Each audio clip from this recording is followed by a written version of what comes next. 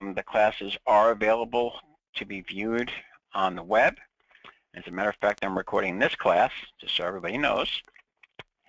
And I want you to know that getting your license is my very, very top priority. So I like my record of 100% pass rate, and I will do everything that I possibly can to make sure that we continue in that vein, okay? So my belief is that there's no such thing as a bad student, just bad teachers. So if you didn't understand something, it's not your fault, it's my fault. I didn't explain it in a way that you would understand. So again, please, there's no such thing as a silly question or a stupid question. If you didn't get it, it's because I messed up, okay? Just so we're on the same page on that. So feel free to ask any question. If you want to ask a question, stop me, unmute your phone, and just ask me whatever question you like. Highly interactive class. And what I'm going to do is if I see that this is a tough concept or people are having some trouble, I will just pick on you randomly and ask you a question to make sure that you got the concept, okay? All right, so there's 3 classes of licenses. There's technical, general, and extra. And with each class, you get more privileges and you get to do more stuff, but the exams get a little harder and harder. There is no Morse code required in amateur radio anymore. However, you may choose somewhere in your career to get involved with Morse code because it's still by far the most efficient way to communicate, okay? Why did I get involved in amateur radio? So I'm from New York, so that should tell you a lot, right? I don't believe anybody with anything, and I always think that it can't happen here in New York. And a couple of years ago, we had Superstorm Sandy. It wasn't even a hurricane, it was just called a superstorm. And I cannot believe how it brought New York to its knees. Where I live, there was no power for several weeks. There was no cell phone, no gasoline, because there was no power to operate the pumps at a gas station. There was no heat. It was very cold. And started to snow during that time. And amateur radio always worked. I was able to, my wife is a ham operator as well, has an extra license, and we were able to go to each one of our neighbors in about a 5-block radius and tell them that if they had an emergency, that we were amateur operators and we could get them help. And during that storm time, we had to call an ambulance many times, at least 4 or 5 times. We called the police 3 times. We called the power company. So we had people knocking on our door all the time.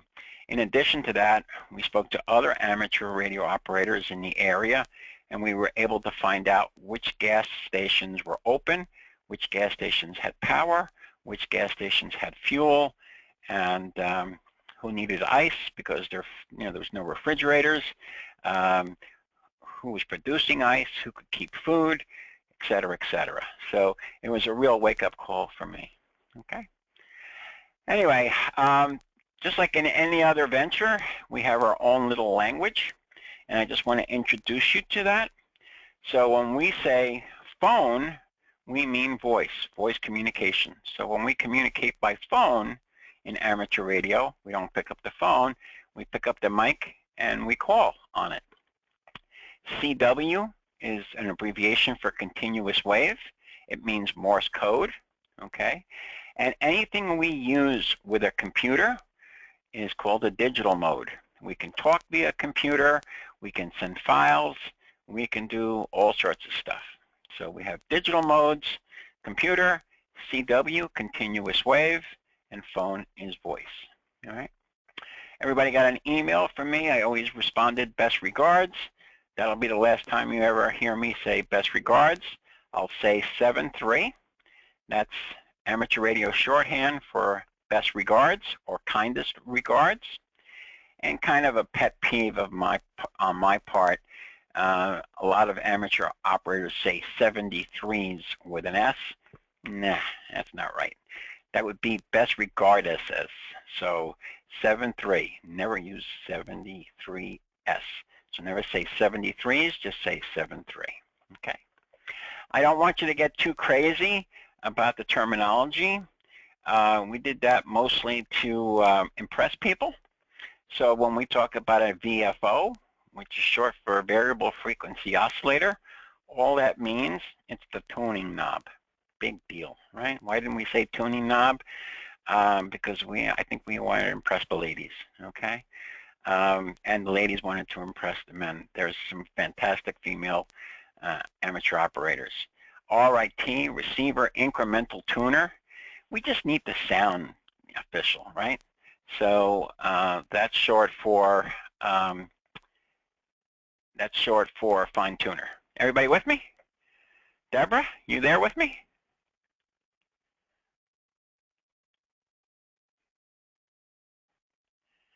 All good. All right, cool. Joseph? All right. Yes, sir. Joseph? Yes, this is Colin Staples. Should I be seeing you on the screen? Yeah. Does everybody see my screen? Oh, I see. It says waiting to view Joseph Gomez's screen. There we go. Now we have something. All right. So you have a slow internet connection probably. I'm sorry. I had to restart this a couple of times. GoToMeeting is pretty good, but not perfect. So it has some issues sometimes. I'm sorry. We're good okay. Now. All right, cool. I don't want you to worry about if you don't understand everything, okay? You will get there, I promise. And beautiful thing about this is we can take our time and go nice and slow. So if you don't get something, you'll let me know, okay? Just unmute your phone, yell. You'll also see in that little box on the software that you have, there's a chat window. And if you click that little down arrow, it opens up a little chat like texting, and you can text me your question if you so desire, okay? The most important thing I want you to do is have fun. There's no rush, okay? And I want you to know that the single most important thing for me for the next 4 weeks is that you understand and you successfully pass your license exam. So whatever that takes, I am willing to do, okay? And you're going to exchange a favor in return, okay? Since I'm giving up all this time and energy and that kind of stuff, you're going to, I'll tell you what you're volunteering for. You're going to volunteer to at least listen to a traffic net, and in case of an emergency, I expect you guys to be there with your new skill, okay? And help your neighbor, help your family, help yourself. All right, that said, we're going to move on, and I'm going to pick on people. So Brian, you're coming up, all right? So Brian, you can unmute your phone or your computer, and what I'd like to know is your name, wherever you're from, what you do, if you're not retired, and why you're interested in amateur radio. Brian, you're on. Colin, you're on deck. You're next. So Brian, tell us all about yourself. All right. So Brian Miller here. Hopefully you all can hear me correctly. I'm actually up in Michigan right now from a hotel room with intermittent internet connectivity, so I've already been bumped once. I'm from Central Ohio, and I actually work for Hewlett-Packard, so I work in technology, and this is more just an extension of learning. I'm a bit of a geek, and that's why I want to learn. Just want to move on and keep on, learning things. Great. You guys make great printers, by the way. Okay, so I must have every single HP printer ever made, and I think I still have the first original LaserJet. So good stuff. Thanks so much, Brian. Colin, you're on. +1. So Colin, tell us who you're with, and have that person tell us a little bit about themselves too. We'll start with you, Colin. Okay, I'm Colin Staples. I am in Pennsylvania. I am a truck driver, and I'm interested in amateur radio for just the reasons that you said, in case of an emergency, be able to communicate with others and help people out, and be there when people need us. And I'm here. And who are you with, Colin? I'm with my son Caleb. Hi, Caleb. Hello. Hi. Tell us about yourself. I know you're from Pennsylvania. Pretty good, huh? I read your mind. No, go ahead. I'm sorry. Well, I'm 13. And what's your interested in amateur radio? Why are you interested in that? Same reason as my dad, in case of an emergency or something like that. All right, good. Thank you so very much. Deborah, guess who's up next, Deborah? Hi, I'm Deborah. I'm from Pennsylvania. I'm a Medicare enrollment specialist, and I decided to take this class because my son wanted to take it at summer camp, and they ended up canceling it. So now this is a chance for us to do it as a family. Oh, great. And who's your plus two? My son, JR, my husband, James. Hi. Hi, guys. Okay. So welcome, and thank you very much for taking the class. Derek, you're up next. Hi, I'm Derek. I'm from Pennsylvania. I'm a self-employed cabinet maker, millworking, and I am interested in the amateur radio because I just find it fascinating and just be able to help out like you had said. Yeah, thanks very much. Fred? Hi, Fred Hinchcliffe. I'm in near Milwaukee, Wisconsin. I work for GE Healthcare, cybersecurity specialist, and initially got into software-defined radio from security research and got hooked on the whole ham thing, so that's why I'm here. I want to learn more about it. Great. Thank you so much. Jake? Good evening, Joe and others. Jake Meyer. I am a server and storage engineer for a company called CHS out of Minneapolis, Minnesota, or St. Paul. I am here to learn about ham radios and get my technical license because it's interesting to me. And I also volunteer for the local sheriff's office, and I'm looking to do some cross-training and help out with that organization as well. Okay, thanks very much. I'm sorry, that was Jake. How about John Ruckman? John? Yes, sir. I live in outside of Nashville, Tennessee. I am a middle school teacher, and I'm interested in ham radio. You know, pretty much in case of an emergency. I have a friend who was got into it in the 70s, and he's been encouraging me to get my license. All right. All right, thanks very much. And how about John Seymour? Hey everyone, John Seymour. I'm from Long Island, New York. I am a front-end web developer. Back in the 70s, I actually did have a novice license. My call sign was Whiskey Alpha 2 Papa Lima Charlie. That was back in the day when you had to know Morse code. My license expired. I always promised that I'd get it back. And when I went to the Ham Fest in Long Island just this weekend, I saw that they were having this class, and I decided to jump right on it right away. All right, great. Did you enjoy the Ham Fest? Yes, I did. I was able to pick up a lot of parts because I do like to tinker. All right, great. Hey, John, since you're from Long Island, are you on the North Shore or South Shore of Long Island? I'm on the South Shore, right off the Southern State Parkway. So you can testify and be my witness. Superstorm Sandy, not what we expected, right? No, it was absolutely horrible, and yes, everything was down, and all the operators came in very handy. Yeah, thanks very much, John. Josh? Josh is logged in by web, and I think John is Josh is being a little shy. All right, we'll get back to him. Did I miss anybody? No, I think we got everybody.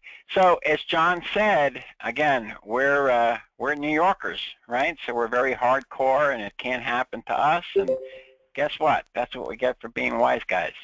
It was absolutely horrible. So we're going to go through the manual page by page. Not as hard as it sounds. I promise I'll do my best to make it fun for you.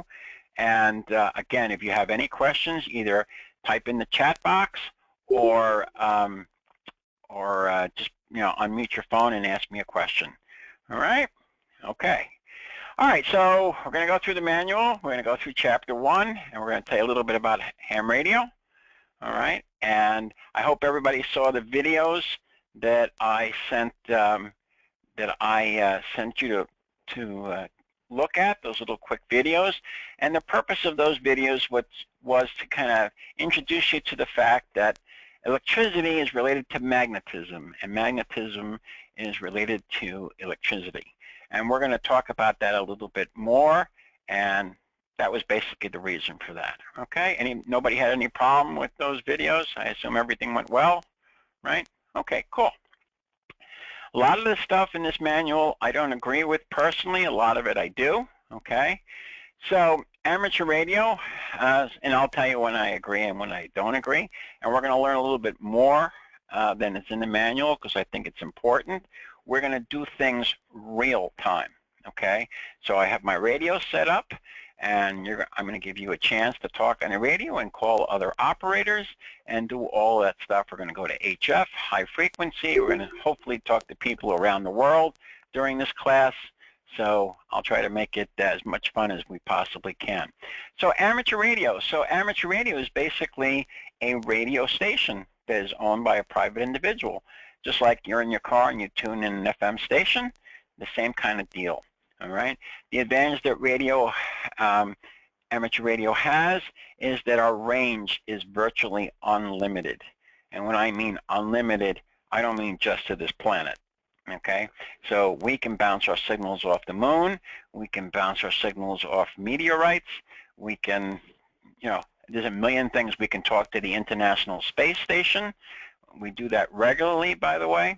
We have a bunch of satellites that we can use to bounce our signals.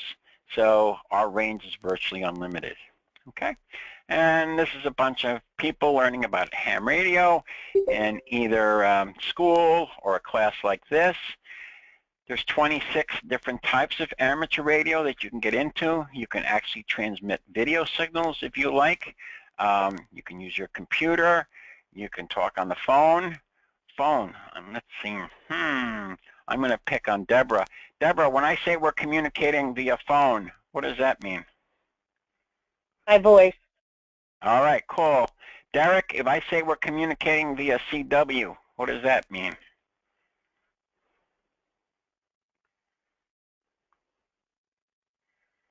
CW, continuous wave.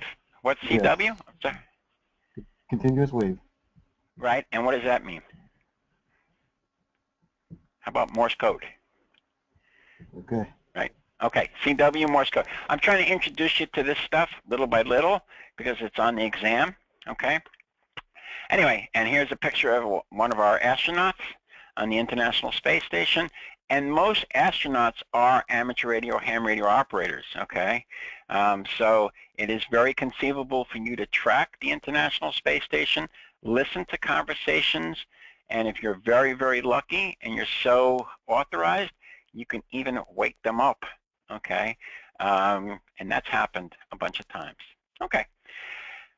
At once a year, the last weekend in June, okay, we all get together nationwide, actually worldwide, and we have a thing called Field Day. And that's for us to practice preparedness. Remember that this is a lot of fun. This is one of the most educational, if not the most educational and interesting hobbies around. But on top of that, it serves a serious, serious purpose. And that is to communicate with other operators in case of an emergency. And as John will tell you, and I will agree with him, if you don't think it can happen to you, please think again, okay? Trust me, I'm in the middle of Long Island, the most congested place on the planet, I think. You should see our traffic. Anyway, and guess what? It happened to us. So once a year, the last weekend of June, we get together and we have Field Day. And what we do in Field Day is we go to a field, we set up makeshift antennas, and we can't use conventional power. We must use alternate power sources such as generators, batteries, solar power, chemical power, and we power our stations, and we try to talk to as many people in the country as humanly possible, okay? And we transmit nonstop for 24 hours. So that's from Saturday at 2 o'clock until Sunday at 2 o'clock. So it's the last weekend of June. I strongly suggest that you at least visit field day in your local area. I know Pennsylvania, we have a lot of people from Pennsylvania. There's a million clubs all over the place. Go visit field day. You can see how they've rigged up antennas and radios and generators and all sorts of cool stuff. And it's important. It's really important, because one of your promises to me that you made but you don't realize is when you get your license, in case of an emergency, I expect to be talking to you. I really do. So we can either help you or you can help us, okay? So that's what we do. So what do? We talk, we communicate, it depends on what you're into. You can go into contesting where you try to talk to as many countries as possible, as many states as possible. It's not unusual for you to turn on your radio and be talking to somebody from Australia or Japan or whatever, okay? And you can send messages, you can talk, you can just get to know them one-on-one. Just kind of as a note, I was celebrating my 40th wedding anniversary with my wife, and I secretly wanted to take her to Paris, right? One of the most romantic cities in the world. I know nobody in Paris, so I picked up my radio. I called CQ, which means hello. It's a general call. And I asked for somebody in France. Somebody picked up and told me where to go, where to get tickets for the Eiffel Tower, what hotel to stay at. Very nice guy. And we celebrated our 40th wedding anniversary at the foot of the Eiffel Tower. So it's a lot of fun, okay? And again, you can exchange pictures and videos and all sorts of stuff, okay?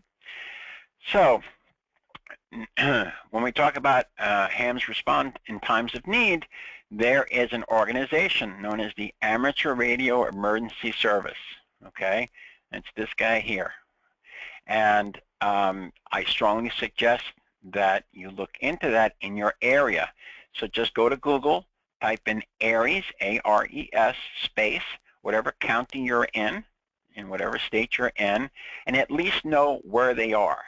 And make note of the frequencies that they're on, okay? And they have nets. And what nets are is we agree at a time, like we did for this class. We agree on a frequency, all right? And we get together, and they have drills occasionally, and sometimes they meet weekly, sometimes they meet every 2 weeks, just so you know where to go in case of an emergency, all right? And Aries is connected to the American Red Cross, to your Emergency Operations Center, to the police department here in Nassau County. We're directly linked in to our Emergency Operations Center because as, quote, sophisticated as the infrastructure was here on Long Island, there was no way for us to call the police. There was no way for the average individual to call for an ambulance. Imagine that. Phones don't work. Cell phones don't work because the cell towers were down. No fuel, no power. How do you call somebody? Well, one of the ways that we helped is using Aries, we were able to call for help when we needed it, okay? So that's the Amateur Radio Emergency Service, all right? Okay, cool. We provide, amateur radio operators also provide an infrastructure that you probably didn't even realize. So we will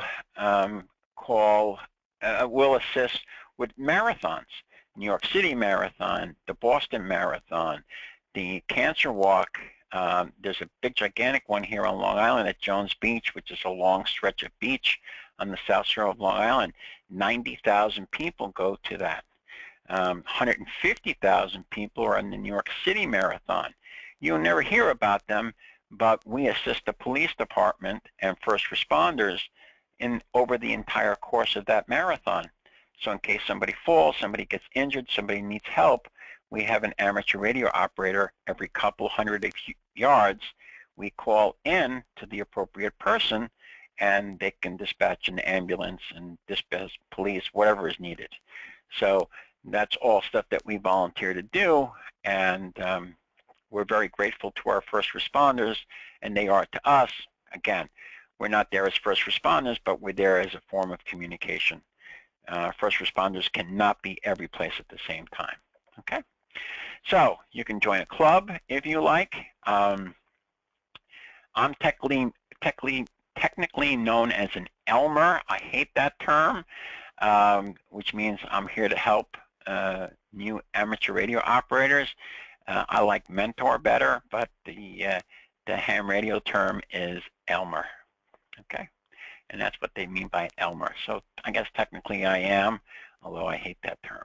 Okay, anyway, once you get your license, you're not required to, but you can join the ARRL, which is the American Radio Relay League. Okay, it's just a couple of bucks per year. I think they're up to $40 a year. And if somebody else in your family joins, it's $5 more or something like that. And they give you a magazine, which is pretty cool. Plus, they have a lot of educational programs, a lot of first aid programs, all free that you can take over the web. And it's where most amateur radio operators congregate and hang out and learn. Okay. And here's an example of the magazine, the lower right-hand corner, QST. And it's pretty good. It's actually pretty good, and they've got some cool stuff. All right, what makes amateur radio different? So we can go to Walmart or Costco or Sam's Club, and we can buy these little walkie-talkies, okay? And they're known as FRS GMRS up here. I hope everybody can see that. My highlighter is not working. I'm going to try to find out why. Hold on. Well, sorry, it's not working for me today. But anyway, these FRS GRMS radios, they're little tiny walkie-talkies, and they work okay. However, their range is very limited. Okay, and I think there's a chart here that discusses the types of personal radios. CB, at its very best, downhill with the wind, you get about 2 miles. VHF marine radios, they're good for about 20 miles. FRS, which is short for Family Radio Service, is has 22 channels, and it's good for about 2 miles. MURS radio has 5 usable channels, and it's good for about 5 miles. There is no range limit on amateur radio. And how many frequencies do we have? About 10 to the 21st power possible frequencies that we can use. Okay, that's a pretty big number. So you'll see when we get a little further in, if we look at the entire spectrum of available radio frequencies, you'll see how much room we have to play in, as opposed to things like cell phones. Okay, all the cell phones on the planet Earth take up a tiny little bit compared to all the space that we have to play in terms of frequency. Why? They want us to experiment. They want us to get into trouble. They want us to figure things out. And they don't want us to get into trouble. I'm just kidding. They want us to experiment and develop new technologies. Okay? All right. So in order to become an amateur radio operator, you need to take an FCC license exam. Okay? And we'll discuss that in a little bit. It's actually very, very simple.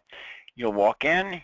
You'll have to get an FRS, you'll have to get an FRN number, and I'll explain that to you a little bit later, okay? And you'll take the test. You have to bring your license and $15, and you'll take the exam, and you'll be done, okay? Why get a license? Why? Because if I went through all the trouble of going to an extra class and extra class license, and I've done everything by the book, and I'm talking to you from New York, and you happen to be in wherever, California, Utah, whatever, and I make that QSO, okay? QSO is short for conversation, okay? I'm discussing something with you. I've contacted you. You and I are talking. That's known as a QSO. And then I find out that you don't have a license. I can't log that call. Okay, I can't boast that I was able to talk to you in Utah on 5 watts, all right? And we want to keep things orderly and neat, and we want people to have accountability. So that's the reason we go through the trouble of getting a license. Plus, there isn't an amateur radio operator any place on the planet that won't pick up in 2 seconds that you don't have a license, and they'll abruptly stop the call because it's illegal for us to talk to somebody who doesn't have a license. Okay? All right, cool. So here they talk about amateur radio licenses, the role of the VEs, volunteer examiner. That's me. I'm a good indicator of that. Okay, and we actually administer and grade the exam. Okay, that's all we do. All right, you are going for the technician grade exam. Okay, it's known as Element 2. There are 35 questions in the exam. 26 is the passing grade. Okay, and we'll discuss these bands. You'll have all UHF and VHF privileges with some HF privileges. VHF, very high frequency. UHF, ultra high frequency. HF, high frequency. Most of the long distance stuff happens here on the HF bands, but there's a ton of stuff you can do on UHF and VHF. Okay. All right. Amateur radio activities. You can just talk to whoever you like. All right. You can do that. Shorthand. We use the letter Q to abbreviate things. All right. And again, I hope you guys printed out the tech sheet that I gave you, because we're going to refer to them quite a bit, okay? And you'll see there's a bunch of Q stuff in there. Why did we pick the letter Q? Because in English, there is no word that begins with the letter Q that doesn't have U after that, okay? So whenever we hear a Q, either in digital or in CW, which is, Jake, what's CW again? I forget. What's CW mean? Morse code. That's it, Morse code. So, yeah, I'm sorry, go ahead. You had a question? Okay. Nope. So, all right. So if you hear in Morse code, you hear a Q, you know something is coming after that. It's usually not a word, okay? And so we use abbreviations. For example, QTH right here. Again, I'm sorry my highlighter is not working, but QTH, I hope you can see me moving the mouse here around this word, QTH. QTH means house or location. Okay, so it's pretty simple. QTH. All right. So we're going to use these Q codes quite a bit, and don't worry about it. You'll learn them pretty quickly. Using your voice, hey, we already know this, right? So voice is phone, okay? And we can communicate via phone in a couple of different ways, okay? We can communicate directly, you and I. We pick a frequency, just whatever frequency we want that we're authorized and licensed to use, and we can talk directly. Or we can go through a thing called a repeater, okay? And that's down here, repeater.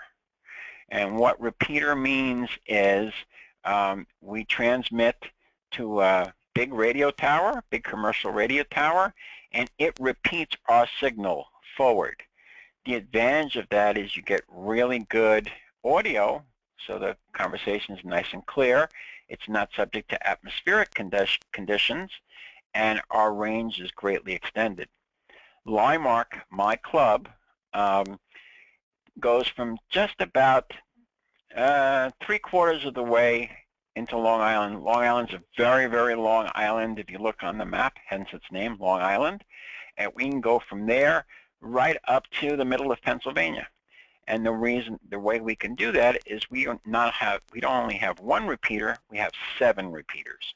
Okay, so we synchronize the repeaters to one another, and we can go from just about the end of Long Island, kind of, sort of, I'm exaggerating a little bit, all the way into Pennsylvania. As a matter of fact, our past president now lives in Pennsylvania and talks to us regularly. In addition to that, okay, once you get your license, you can download for your phone, okay, whether you have an iPhone or an Android, no matter. You can download an application called Echolink, and using your phone, you can log into repeaters all over the planet Earth, Russia, China, Japan, wherever you like. It uses the internet to connect to that repeater, and then from that repeater, you can transmit locally. It's cool. The application is 100% free. all you need to have is a call sign. You have to have at least a technician grade license. Okay. We can exchange digital data. Okay, and we use these protocols, these different methods.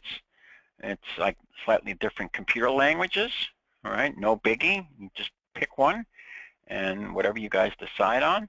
And we do things. For example, during Superstorm Sandy, we had a lot of shelters opened here. There was no food, no electricity. You know, gas was shut off, no gasoline, so people went to shelters. And we had amateur radio operators at every shelter, and we can transmit these forms. And we can say, hey, we need food, hey, we need water, we're running low on whatever. So we were the communication system to operate those shelters. Very important. So a doctor's out of a specific type of medication, he would come down, or she would come down, tell us, we'd send this over. They'd find whatever they were looking for, whether it was a defibrillator or a drug or whatever, and we'd get it over to where it was needed. Okay? All right, and again, we talked about emergencies and public service, and these are some of the services that we run. The most popular are Aries and Races. Okay? I am a member of Aries, as is my wife, and I can't tell you enough about it. I mean, it's just the most rewarding organization that you can be a member of. You don't have to go to a million meetings. You can if you want to, and they teach you about first aid and active shooter and what to do in case of an emergency, how to operate in a shelter. We work very, very closely. The ARRL, the organization, that licensing organization that looks at all the hams, has a letter of an agreement with the American Red Cross. So if the Red Cross needs us, we're there. Okay, and again, our job is to provide communications, which is really amazing. Okay. Technician class license, you can do it from home, you can do it from your car. It's very, very, very inexpensive to get into to start with. We're going to discuss radios a little bit more forward. I think the standard handheld radio is called the Baofeng. It's made in China. It's a throwaway. Operates UHF and VHF, and its cost, I think, on Amazon is about $23. Okay, so you can buy the radio. If you get it wet or lose it or whatever, you lost $23. No big deal. Okay, and with that, you can have a ton of fun. You can get involved with Aries. You can, a million things you can do. Not that I'm addicted to this, but I'm turning around and I'm looking. I have 1, 2, 3, 4, 5, 6, 7, 8, 9, 10, 11, 12, 13 Baofengs in my possession. Okay? Not that we're addicted to this stuff. Okay? You can also get into contests, and there's all sorts of different contests you can get into. How far you can reach, how many countries you can talk to. I am not a contest fan personally, because if I'm going to spend the time in communicating with you guys, then I want to have a conversation with you. Hey, how is Pennsylvania? You know, how is Milwaukee? How is, you know, what's a good place to eat? I'm going to go to wherever I'm going to go to. Tell me a little bit about what you do. I'm interested in that, and I record the conversation. Not the conversation, but I record the contact, the QSO, the conversation we had. Heaven forbid we get hit with another storm like Superstorm Sandy. I'm going to call you guys in Pennsylvania. Hey, we need gasoline, okay? And you're going to do it because I do it for you, right? So that's an exaggeration. I'd probably go to New Jersey first. But if they're down, Pennsylvania is where the next place I would try. So, again, we help each other. And I think you'll find, for the most part, amateur radio operators are the most caring and helpful people that you'll meet in your lifetime. Okay? All right, cool. So, again, these are awards you can get. You can get an award for talking to the space station. You can take, there's an award for everything, okay? And then they have these different types of activities. Another type of amateur radio is SSTV, which stands for slow scan television, which is not really so slow scan anymore. and you can send video signals, and you can send packet radios, and you can send emails. You can do everything. Everything you can do connected to the internet, you can do via radio, all right? And amateur radio never fails. It's always there. Well, I know that Fred is going to say to me, but Joe, what happens if I have no power? Go ahead, Fred, say that. Go ahead. So what happens if you have no power? No problem. So no problem. So we'll show you how to set up solar charging stations. We'll show you how to stack batteries, how to keep them ready, okay? So during Superstorm Sandy, I was able to charge my batteries in my car, okay? I have solar cells very inexpensively. I made a solar cell system, so it would charge. I have multiple battery packs. Remember, on a $23 radio, the batteries is just a couple of bucks. These rechargeable batteries. I always had extra batteries charging. I plugged them in, and I was good to go, okay? So another cool device is called a PRS, Automatic Packet Reporting System, okay? So ladies and gentlemen, because I know we have some ladies, and I know we have many gentlemen, okay? Never use this unless you're at a marathon or something, because I told my wife, okay, that I was actually going to Home Depot to fix the fence when I was actually at the hobby store, and she was able to track exactly where I was using a PRS, okay? So it's a real-time system, and we'll discuss it a little bit later, and you can actually pick up on a map, on a real-time map, on a Google map, where a specific call sign is, okay? So you can see where you are if we have a PRS turned on, okay? I turned it on my radio. I forgot to turn it off, and she knew exactly where I was, okay? So obviously I got into some trouble about that. All right, and then as I told you, we can bounce radio signals, and that's half the fun. You can bounce radio signals off the moon, off of meteorites. You can bounce them off the aurora borealis. There's really no end to it, okay? And it's really a ton of fun, all right? All right, cool. So how do you get your ham license? You're doing it right now, okay? So what we assume about you, okay? We assume no knowledge at all of electronics, electricity, or anything else. What you're going to learn, okay, is a couple of different things. You're going to learn some basic theory. And the reason for that is we don't want you to hurt yourself. So remember, there's 3 classes of license: technician, general, and extra, or as I call it, don't hurt yourself. That's technician. General is please don't nuke your dog. And extra, please don't nuke every dog in the neighborhood. Okay, so that's what that's all about. And the reason you go through this is you have a lot of power. So even if you buy that cheap $23 radio, you're still putting out 500 times more power than the average CB radio, okay? So we want you to be careful. We don't want you to get burned. We don't want you to hurt yourself.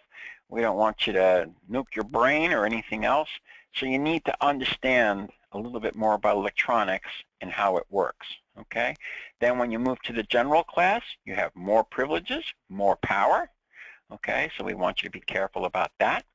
And then when you move up to extra, you virtually have unlimited power, unlimited potential. So you want to be really careful.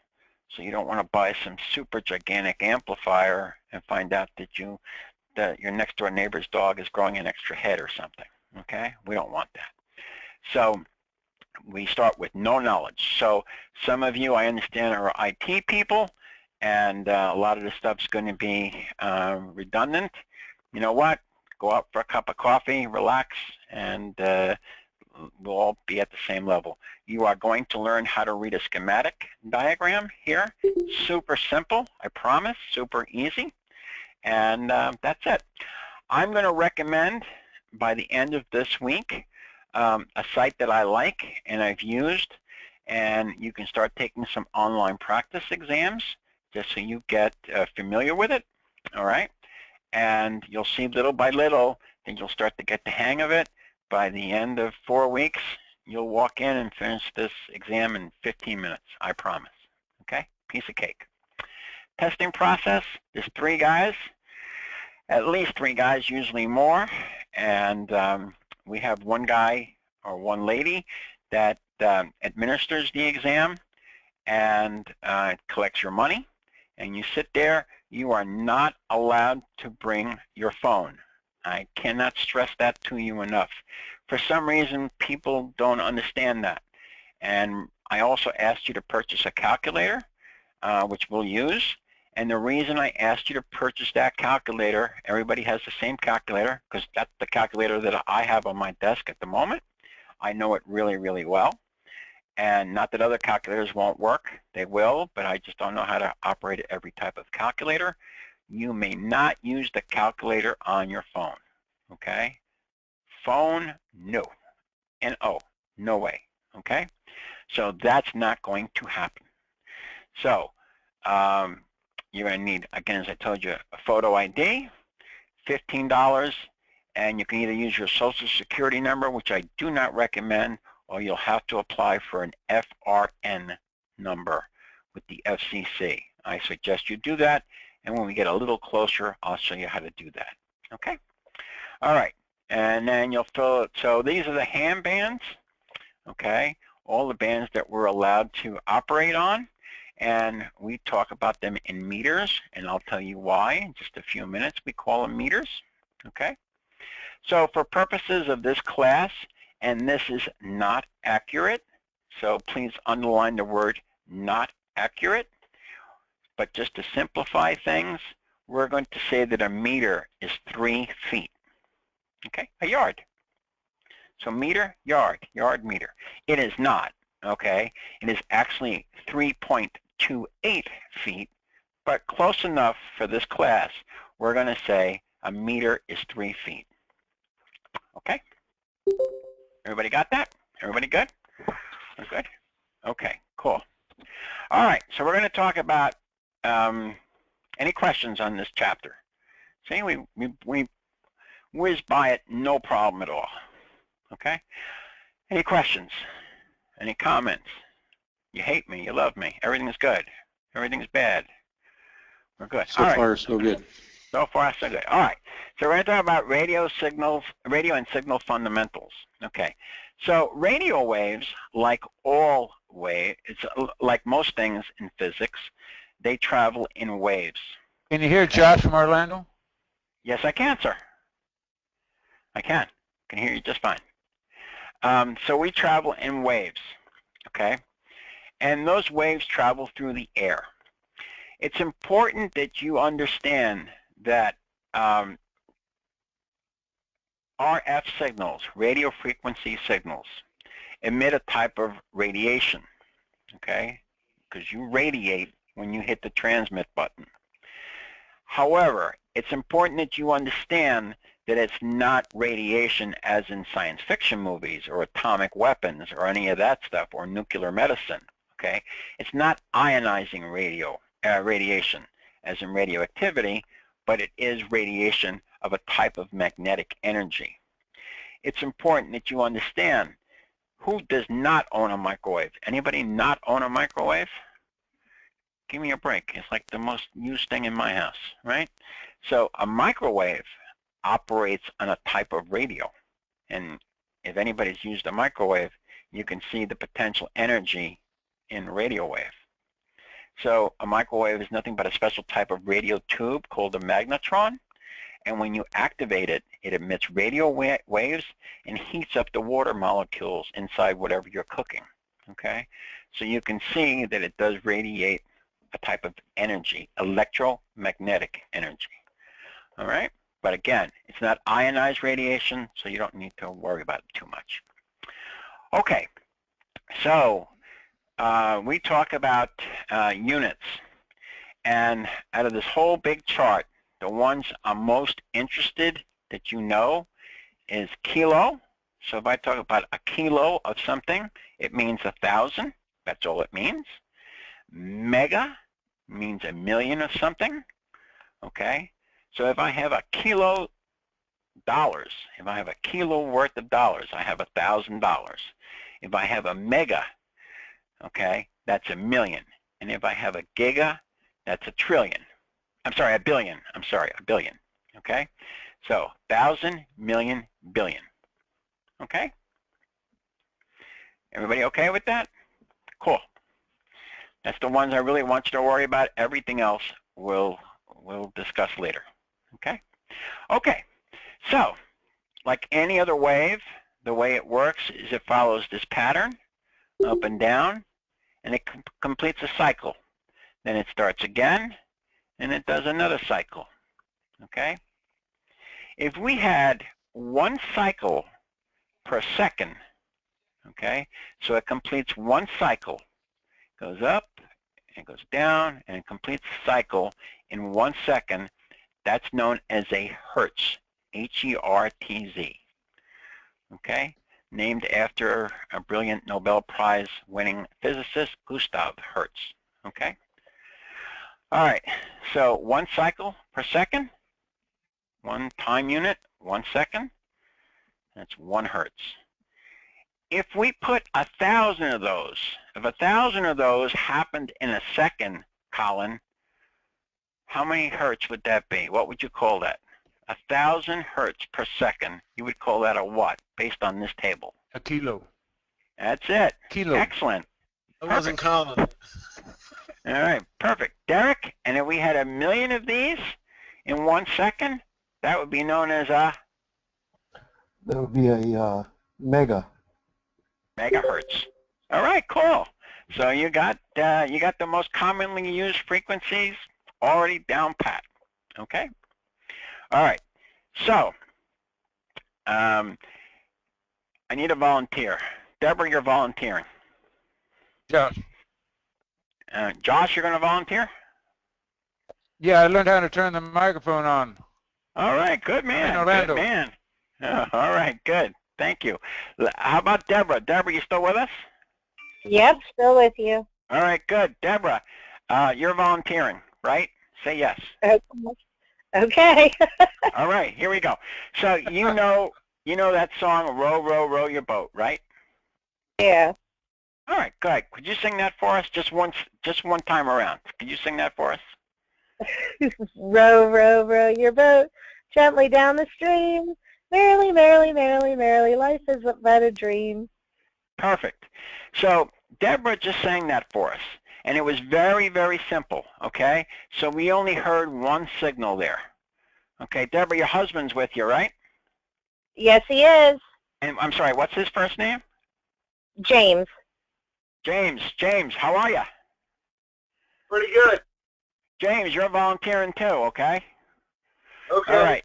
So you guys know how to do that in the round, right? So I'm going to ask Deborah to start the same song, and when I say James, you're going to start as well, okay? And you're going to finish the song. You know how that works, right? You know how to do the round thing, right? So Yep. Deborah's going to start row, row, row your boat, and then as soon as she finishes row, row, row your boat, James, you start row, row, row your boat. All right? You ready, guys? Yep. All right, don't be afraid. Deborah, you're on. Row, row, row your boat gently down James. the stream. Merrily, merrily, merrily, merrily, life is but a dream. Keep going. All right, cool. Did everybody hear that okay? Okay. So they were singing the same song, okay? And they were pretty close to being in tune. Yet we didn't get the same perception in our ear. All right? So when Deborah sang it, it was nice and clear. Row, row, row your boat. And then it started off okay, but when James came in, it became more jumbled. So we can make the analogy that Deborah was perfectly in phase, okay, and James was actually 90 degrees out of phase with Deborah. So for the purposes of this class, okay, what that means is that when you hear signals kind of overlapping or an echo, okay, it's out of phase. Does everybody understand that? So we have a phased signal and an out of phase signal. And that out of phase can happen for a bunch of reasons, okay? And I'm not going to get into too much of it right now, okay? But it could be because of harmonics, it could be other spurious emissions, strange signals, depending on how we bounce our signal, if we bounce it off the aurora borealis, for example, the northern lights, we'll get all sorts of distortions, and it'll be out of phase. Okay? All right, Deborah, you're not off the hook yet, Deborah. Okay? I want you to very softly whisper, row, row, row your boat, as softly as you can into the microphone. Go. Row, row, row your boat gently down the stream. Merrily, merrily, life is but a dream. Okay, great. James, I want you to sing it really loud. Row, row, row your boat. Much louder than Deborah. Go. Row, row, row your boat gently down the stream. Merrily, merrily, merrily, merrily, life is but a dream. Okay, excellent job. Good job, guys. Excellent. So the difference between what Deborah sang and James sang is its amplitude. Okay? So we didn't change the tone, assuming that they were both in tune, which they were. Okay? All we did was we changed the amplitude. Okay? So that's amplitude. All right? If Deborah sang it in one key and James sang it in another key, okay, we would have changed its frequency. Again, not 100%, not 100% accurate, but for our purposes, you know what phasing is. When something's out of phase, it sounds jumbly and distorted. Okay, they're kind of intuitive definitions. Okay, and amplitude for right now, soft, loud. Okay, everybody's okay with that? That's all this means. All right, cool. So here they have the abbreviation for frequencies in this table 2.2, and they tell you where they run. Remember, we now know what a kilohertz is. A kilohertz means that there's 1,000 hertz per second. So this would be 3,000 hertz per second all the way up to 30,000 hertz per second. Okay? And so forth and so on down this range. Remember gigahertz, megahertz, kilohertz. Okay? All right. Any question? We're good with this? All right. Cool. So this is our spectrum. This is all the places we can play. And if you look at this chart, you'll see on the right-hand side on the top, mobile phones. So all the mobile phones on the planet Earth take up this little black spot right here. Okay? Compare that with this gigantic spectrum that we have to play with. So they must think we're pretty important. Okay? TV, in the days that they used to broadcast, they don't even do this anymore, takes up this little space. FM, as in FM radio, takes up this little space, but again, we share most 90% of this. So the FM broadcast stations that you hear on your car radio take about 10%, actually about 9% of the spectrum. The rest of it is for amateur radio operators. And shortwave takes up the space, but we have this whole gigantic space to play with. Okay? All right, cool. All right, so how does a receiver sees the radio spectrum? I will have a spectrum analyzer on my desktop next class, and you'll see that you'll be able to see, this is what a spectrum analyzer looks like, sort of, kind of, okay? And you can tell background noise, because it's small, and a strong signal usually has some kind of information on it, okay? All right, cool.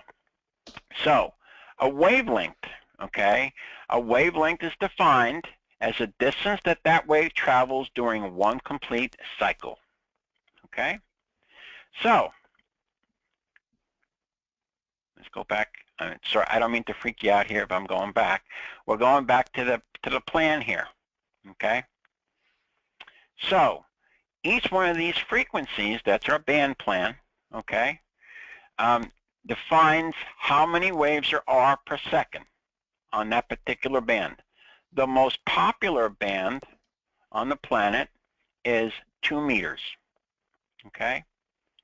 2 meters runs at 144 megahertz, 144 million hertz, and it goes from 144.0 all the way up to 148.0, That's the ones that we can use. Okay? The 70 centimeter band, okay, 420 megahertz, goes from 420 megahertz all the way up to 450 megahertz. I need you to know this upside down and backwards, okay? There's just no getting around it. And the reason is because the question on the exam, they're going to point to a frequency and they're going to ask you what band you're on, okay? Everybody got that? So from 144 to 148, you're on 2 meters. From 420 to 450, you're on 440, sometimes it's known as the 440 band, or 70 centimeter band. Why is it called 440 instead of the 420 band? Somebody decided to call it 440 because most of the repeaters and most of the activity happens at 440 megahertz, which is about here. Okay, and the name stuck. All right, so we're going to have a test. This is your first test. Everybody got that? Everybody's good? All right, cool. So I have this really cool program, okay, and it is hooked up to a live radio, okay. So this radio is actually on my desk, okay, and I'll have pictures of it for you to play with. I'll have a video for you. I'll have my video camera hooked up, okay? So as I turn the tuning knob, or the VFO, variable frequency oscillator, you'll see it changes frequency, okay? And what I'm going to do is I'm going to go through the roster here, and Brian, you're up first, so be ready. Colin, you're second. Deborah, you're third, okay? I'm going to point to this, and you're going to tell me if this is 2 meter or 70 centimeter. Brian, you with me? Let's see if he activates his phone. Brian, you there?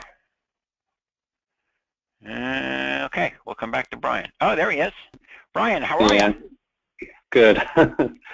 So are we on 2 meters or 70 centimeter?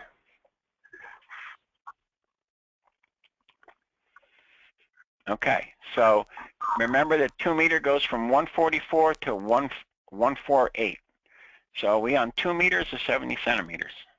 2 meters. Perfect. Colin, you ready? What are we on? 2 meter? Are we on 2 meter or 70 centimeters? That would be 70 centimeters. You're the man. Colin, I'm sorry. Who is with you? I keep forgetting his name. I'm sorry. Caleb.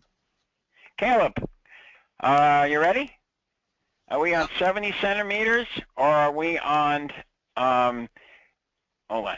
Are we on 70 centimeters or 2 meters? 70 centimeters. You're the man. Deborah? Nice. Yep. Okay. 70 centimeters or 2 meters? 70 centimeters. James? Are we on 2 meters or 70 centimeters? 70. He said 70. He Okay, said and I'm 70. sorry, what was your son's name? I'm sorry, Deborah? JR. JR? Yeah. Okay, JR, you're on. 70 centimeter, wait a minute, hold on a minute. JR, 70 centimeters or 2 meters? 2 meters. You're the man. You are the man. Derek, what are we on? 2 meters or 70 centimeters? 70 centimeters. You're the man. Fred, 70 centimeters or 2 meters? 2 meters. Excellent. Jake, hold on. Jake, 2 meters or 70 centimeters? 2 meters. Yeah, hold on a minute, guys. Hold on 1 second.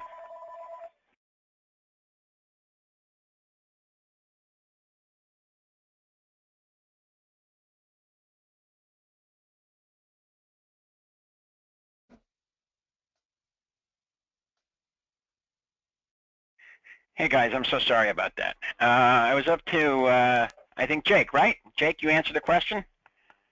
70 centimeters, 2 meters? 2 meters. Excellent. John? 2 meters, 70 centimeters. That's going to be 2 meters. Correct, sir.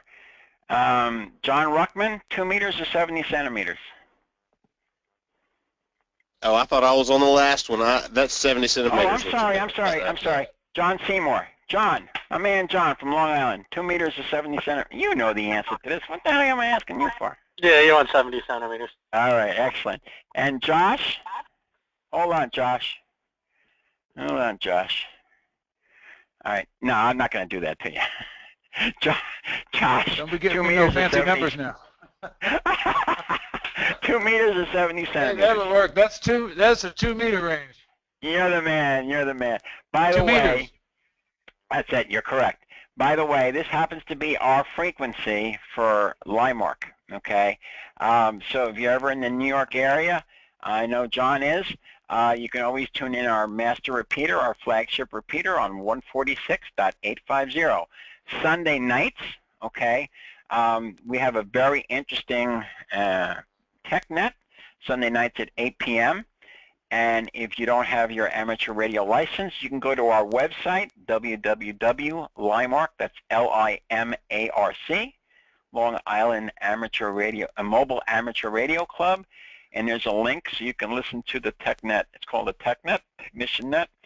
And you can listen in on your mobile device, your phone, your iPad, Android, your computer. And we talk about amateur radio equipment, and we talk about the space program and physics and all sorts of really cool stuff. All right, y'all did very well.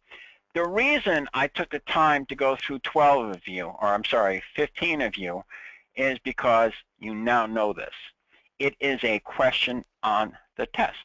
So you can check off that you know the answer to that question, okay? They will ask you, 146.805 is on 4 possible answers. We all know it's 2 meters. Done. Done and done. Okay?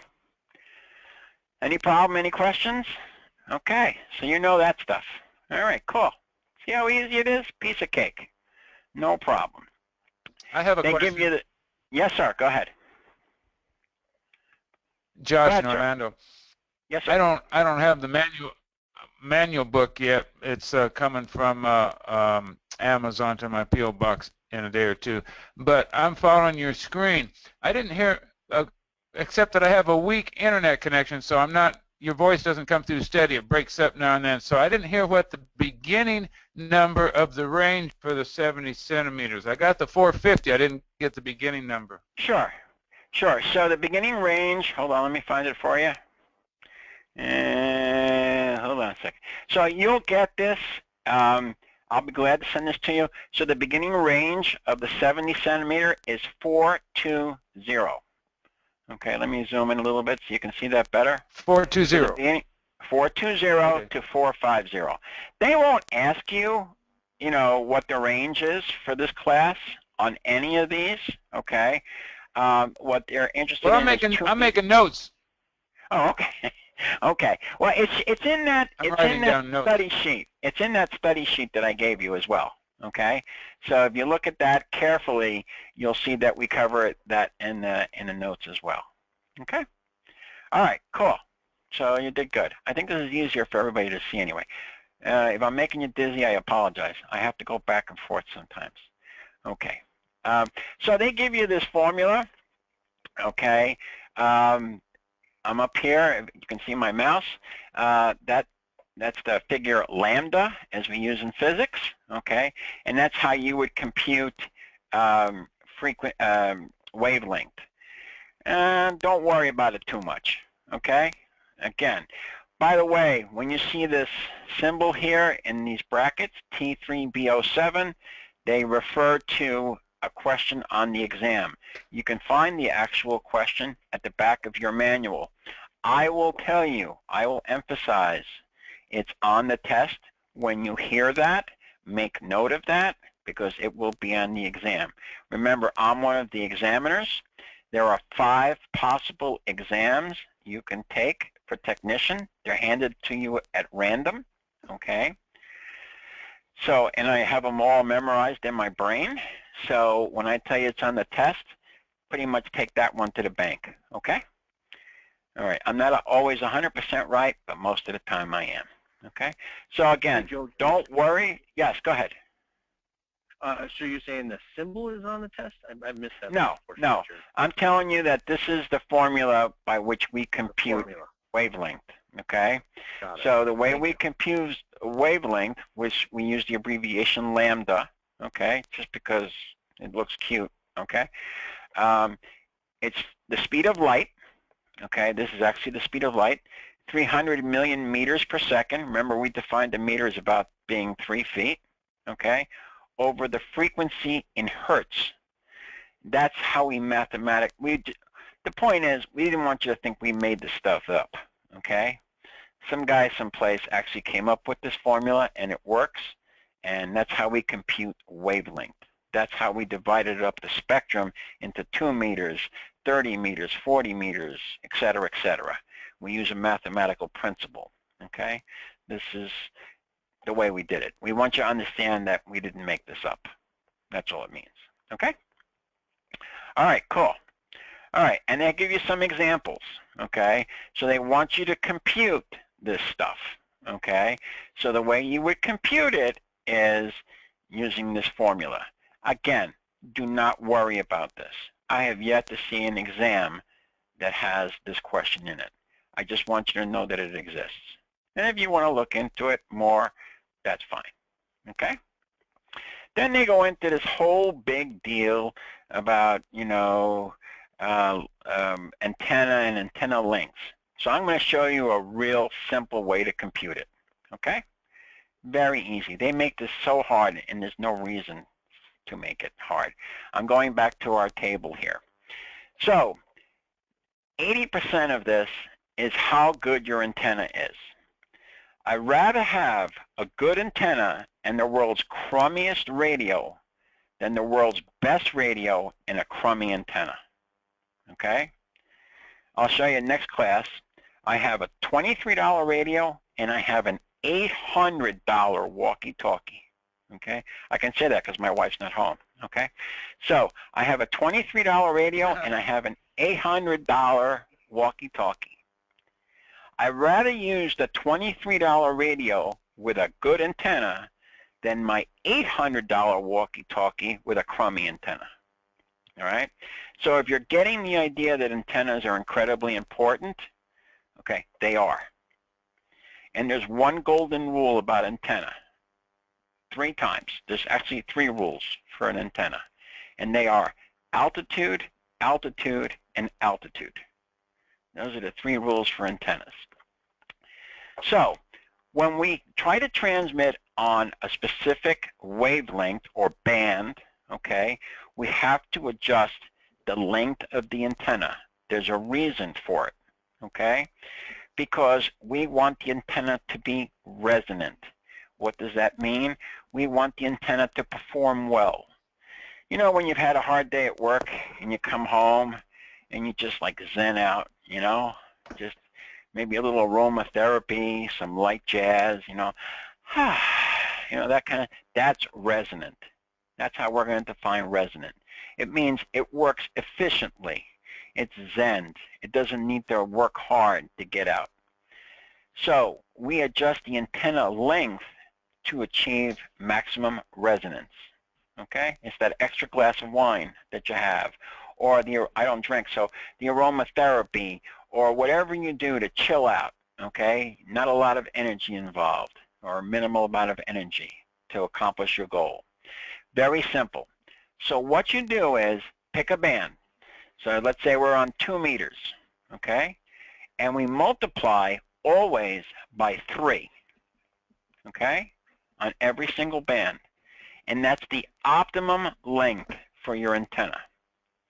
So at 2 meters, if I tell you to always multiply by 3, Josh, what would be the optimum length of your antenna at 2 meters?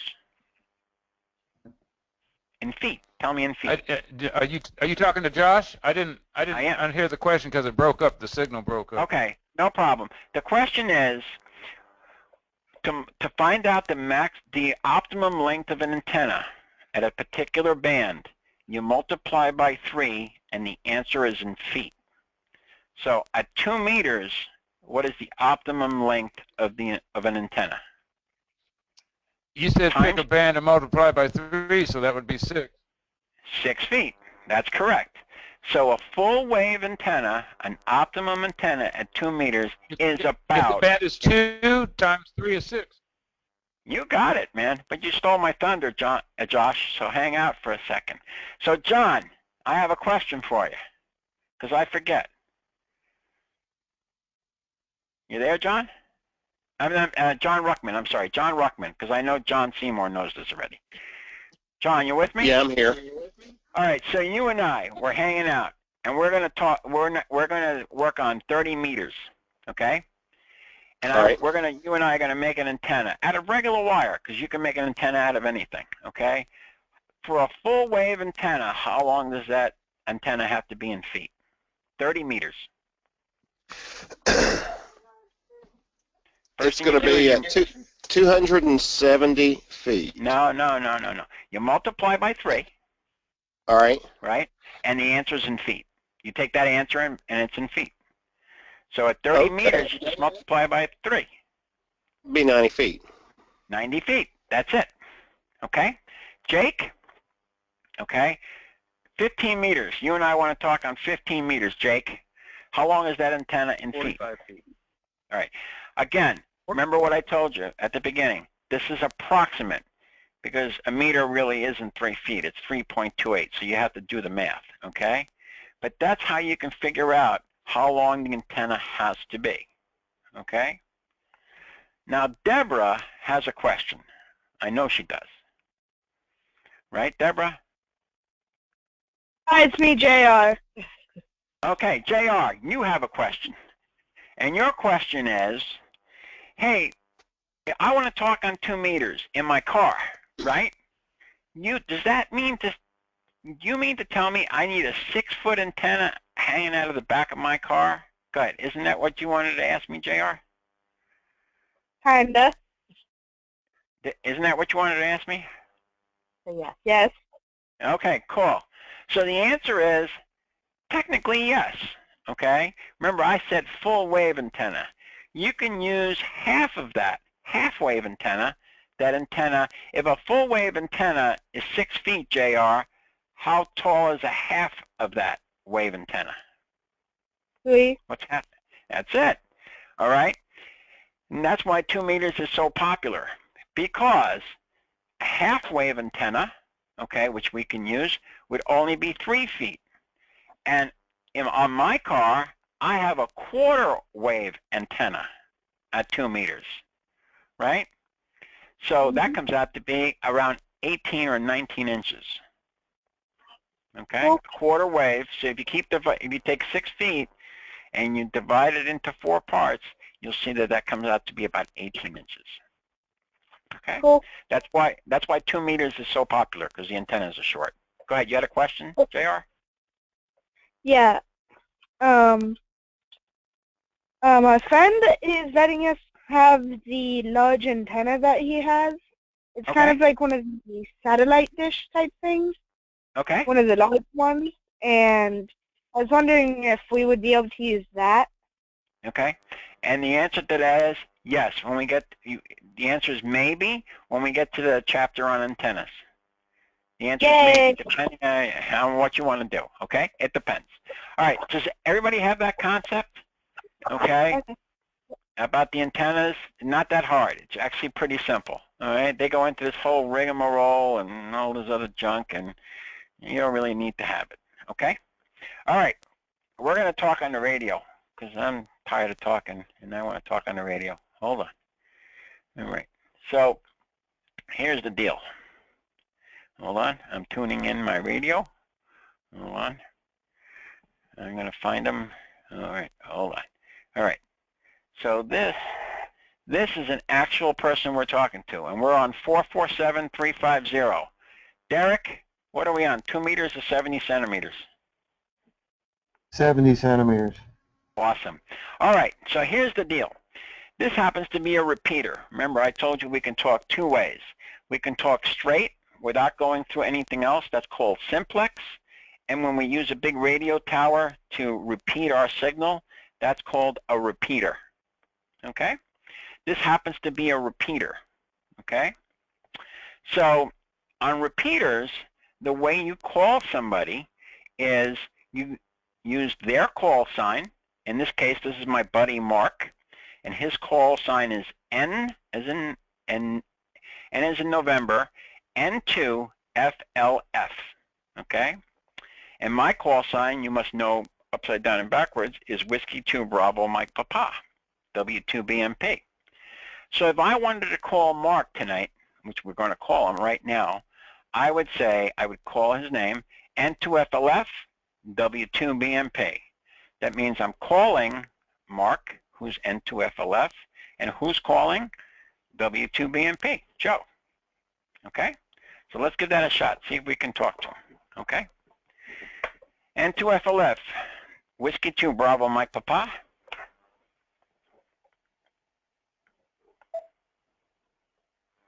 He may not be home, but we'll try him. 8:27 p.m. That's the repeater giving me an automated signal back. There you go, Joe. N2FLF, how are you, Mark? I'm giving a technician class, and as always, I'm bothering you to show them how a repeater works. Never a bother, Joe. All right, well, this repeater is located in Plainview, New York. Has very good coverage. It's at a commercial site. And Joe and I chat a lot, among other people. Joe? Mark, thanks very much. Mark, I'm going to send an unmodulated signal over in about 4 minutes, okay, as soon as I give him that concept. Is that okay with you? Absolutely. You got carte blanche. Thank you, my friend. 7-3, Whiskey 2 Bravo, Mike Papa. Will be back in just a few minutes, unmodulated. Okay. 7-3 and 2FLF. All right, so that's a conversation. Does everybody got that? So I called my buddy. I happen to know his call sign because he and I have been friends for a gazillion years, okay? And I stated my call sign, okay? And that worked fine, right? So, Fred. Hey, Fred, how are you? Good, good. All right, so what did I just do? You want to call Mark. What are you going to say? Make believe you're W2BMP. Tell me what you're going to say to him. So I'm going to say N2FLF W2BMPP. No, just one P, okay? W2BMP. But that was P, right. sorry. Okay. Okay. That's a question on the exam, folks, okay? That's a question on the exam. So that's how we do it. Whoever we're calling and our call sign, okay? This is when we're using a repeater, okay? So I have a question for Jake. Hey, Jake, how are you?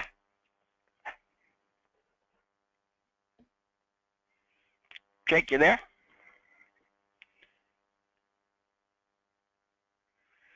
Okay, guess not. Hey, John Seymour, you there? Yeah, I'm here. All right, cool. All right, so John, I have a question. So I'm going to try reaching Mark again, right? So you'll notice up here in this area, when I hit the transmit key, the frequency changes slightly. And I don't want you to, I'm not going to discuss why at the moment, but you'll just see it. You'll know I'm transmitting, okay? So John Seymour, I'm going to talk to Mark right now. Here we go. N2FLF W2BNP. No, I don't want you to say anything. What I'm asking is, you'll notice that this number changes. This number will change to a 2 when I hit transmit. The question is as follows. I'm going to try to talk to Mark right now. So we're transmitting right now. All right? And we finished the transmission. How do I know that? You'll hear a beep at the end of my transmission. All repeaters emit it's called a courtesy tone. Listen for it. I hit transmit. I let go. You hear that beep? That means that the repeater got my signal. All right? My question is, I just transmitted. He didn't answer. How come? Because you didn't you didn't transmit any signal to him other than a exactly than an empty modulation. Excellent. So what we did was we hit the transmit button, but we didn't say anything. Okay. So what we emitted was a carrier wave. Okay. We hit a carrier. The repeater said, "Hey, I got your signal," because I got that beep tone at the end. Here it is again, one more time. Hear that beep? So it understood that we were transmitting, okay? However, he didn't answer because we didn't say anything, right? When we add something to that carrier, so a signal consists of two parts, a carrier and then the information. When we add information, that's called modulation, okay? Why do we call it modulation? Just to impress people, okay? So it's called modulation. Let me just sign off with Mark. N2FLF, Whiskey 2 Bravo, Mike Papa. I'm done abusing your repeater, Mark. Thanks very much, as always. You're the best.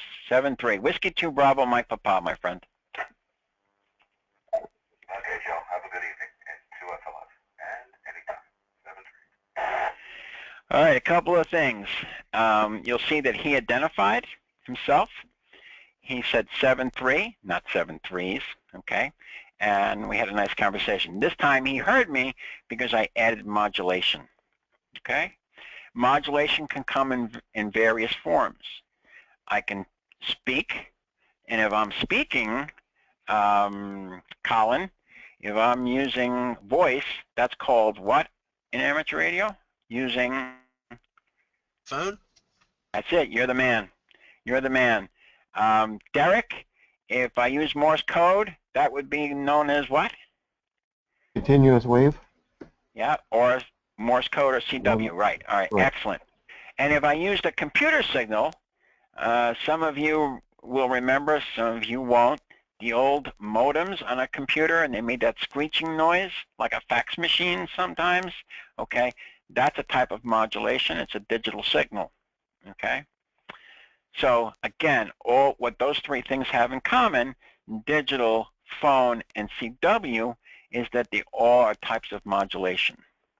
Okay? Got it? A question on the exam. And I'm going to ask, who am I going to ask? Let me pick on somebody. Who haven't I picked on yet? John Ruckman. You there, John? I'm here. I have a question. So is CW a digital mode?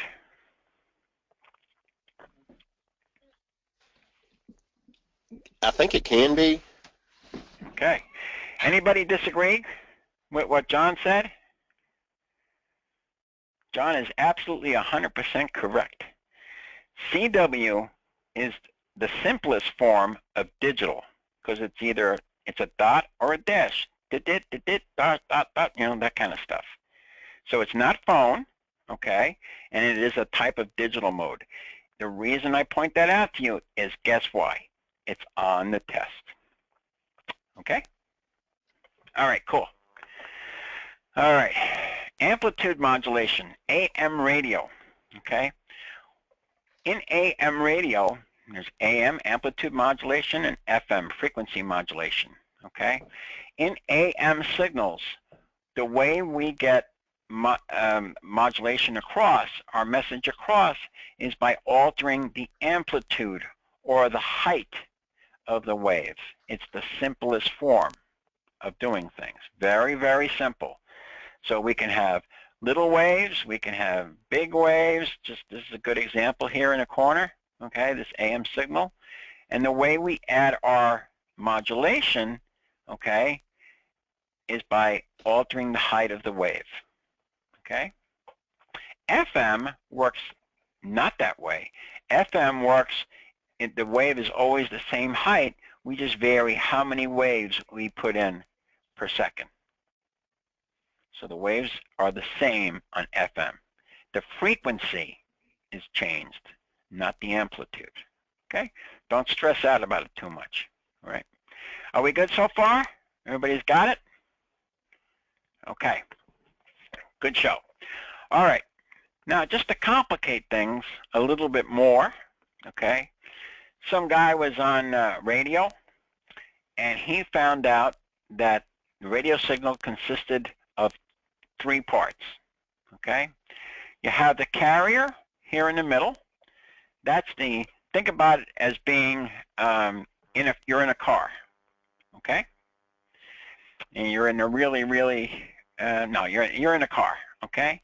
And you are with your friend in the car, okay? And you're going to go someplace, down the block, okay?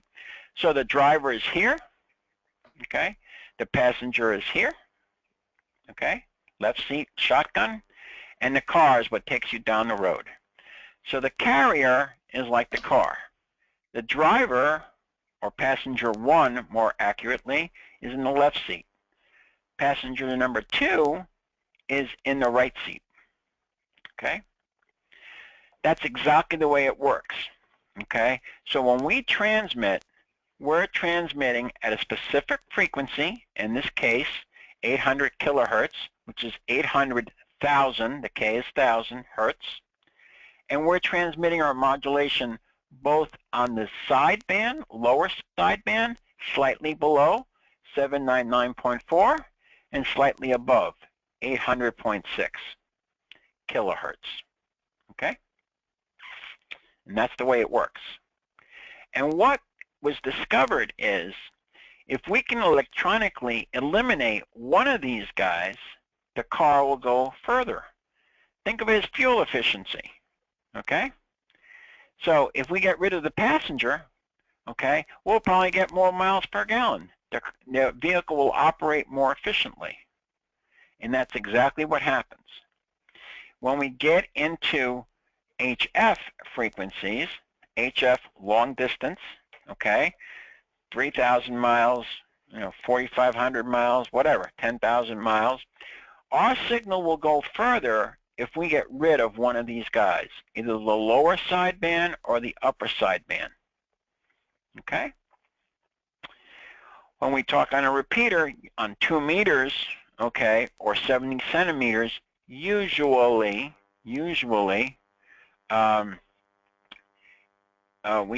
we don't worry about that because we have repeaters and they're very efficient.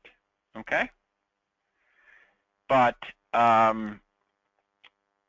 in HF, there are very few, if any, repeaters, and we want to maximize our distance, so we get rid of one of these guys. It depends on what we're on. If we go back to our radio, okay, and I'm going to tune something in. Hold on. Let me tune in. Let me go to 40 meters. Okay. I have a question, because I forget. Okay. I haven't picked on Deborah in a while. Deborah, you there? How about James? Yes, I'm here. I'm here. Oh, Deborah. All right, Deborah. So listen, I'm on 40 meters, Deborah. Okay? Okay. So how long does my antenna have to be in feet for me to work 40 meters? 120 feet. You're the best. Okay, awesome. So we're on 40 meters. Okay, hold on a second. Let me tune this. All right, so we're down here. That's this little guy here. And we're looking for a signal. Okay? And we're not hearing too much. Up here in the corner, I hope everybody can see that. Okay? Up here in the corner, you can see that we're now in upper sideband. So what we've done is we've gotten rid of this guy electronically, okay, so that we can transmit further. Okay? We can change that if we want to, and we can go to lower sideband. We're now on LSB, lower sideband. And that's used very, very frequently when we get past 2 meters. So when we go to 6 meters, 10 meters, 12 meters, et cetera, we decide we're either going to go lower sideband or upper sideband. Why? So our signal will travel further. Okay?